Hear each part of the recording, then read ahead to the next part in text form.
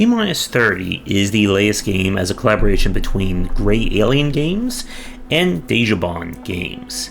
And what we have here is kind of a more fleshed out version of, it was kind of like a prototype or an early game concept that they came up with in late 2020, I believe, or early 2021.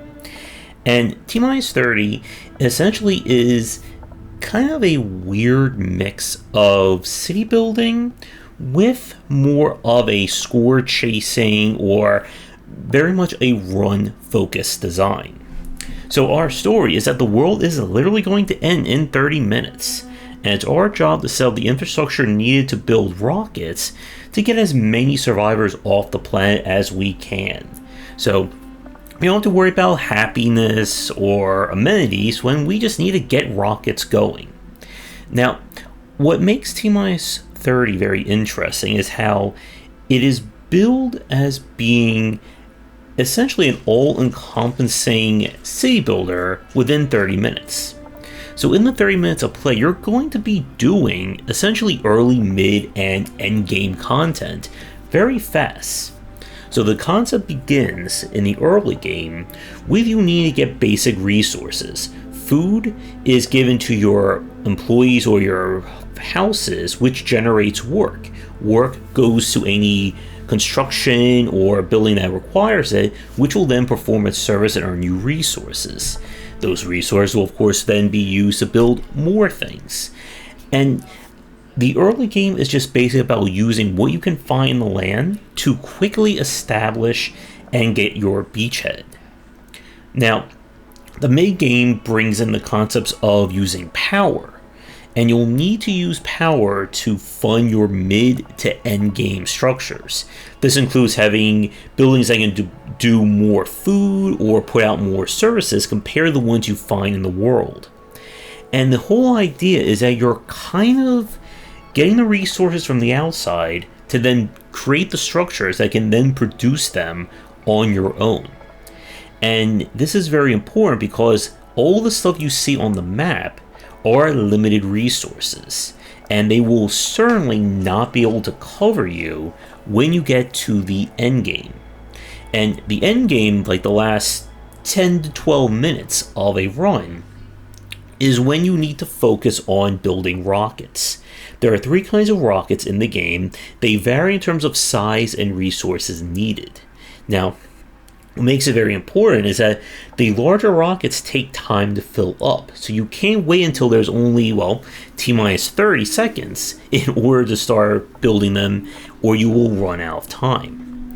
The more survivors you get off Earth, you'll earn a grade of 1 to 3 stars, as you can see at the top of the screen. Beat the scenario, or just play through it, and you can move on to the next and challenge yourself there. Now, the maps are, I believe, procedurally generated, but they're procedurally generated around specific themes. So one map is going to be all about lots and lots of forests, one could be about deserts, rivers, mountains, and so on. And the game is really designed, again, more about the score chasing and the limited play, rather than, an extensive challenge or extensive play times. And I think that's both good, and it does, I think, hurt the longevity of this game. There really isn't anything else like T-Minus 30 on the market, and for me, it kind of stays on the line between being just involved enough to keep me going, but I think still a little too simplistic to attract long-term play and people really looking for the next great city builder. I want to talk about how this game really has a different feel to it next, but first, a quick break. And as always, if you're interested in my books on design, then be sure to check these out. For entry-level students, we have 20 Essential Games to Study, and then the Game Design Deep Dive series that takes an extensive look at different genres, with horror coming by the end of 2021. With T-Minus 30, this is a game that, again, it really straddles that line of being like a casual and a core kind of game. And when I spoke with Jake about this, he also wasn't sure if he would define this as a city builder. And in a way, I think I would agree with him on that one. You see, again, T-30, at the end of the day, this is a scenario-driven game, and it feels more like a puzzle rather than a city builder. Again, once you place a structure down, it is going to operate the same way every time until, well, 30 minutes is up. And in a way, it's kind of like Anno in that respect, that it's not really simulating anything. It's just the moving or the logistics of things going around. And I would kind of say that in a weird way, T-30 reminds me of Frostpunk. Now, both games are kind of dystopian, post-apocalyptic kind of designs.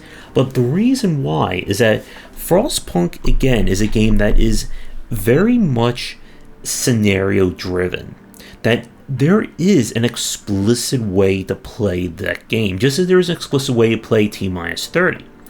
Once you've learned the strategy to it, you can relatively repeat that on every scenario, again with some variance based on where opening resources are or random events in Frostpunk's case.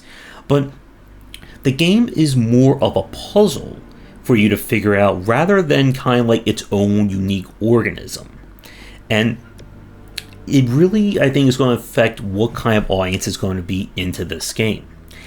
As I said in the first part, if you're looking for kind of the next Anno or City Skylines or anything along those lines, T-30 is not going to do it for you.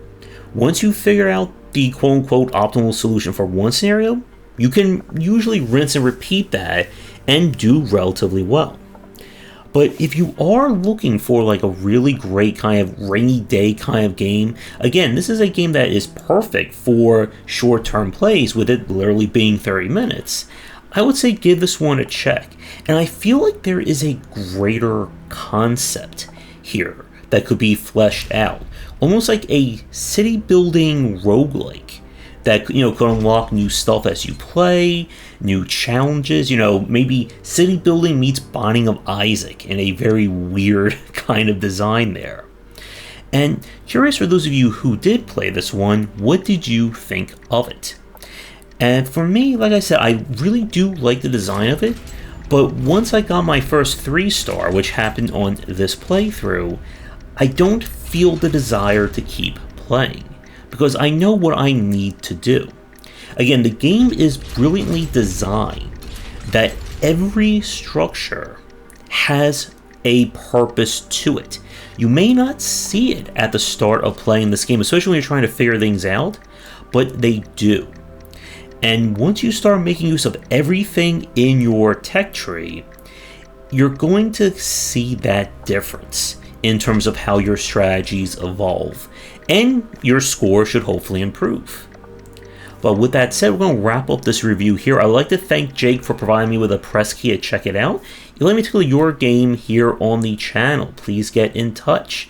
Do the liking, subscribing, and all that great stuff, and come back for daily discussions on game design here and on game wisdom, where he's in the art and science of games.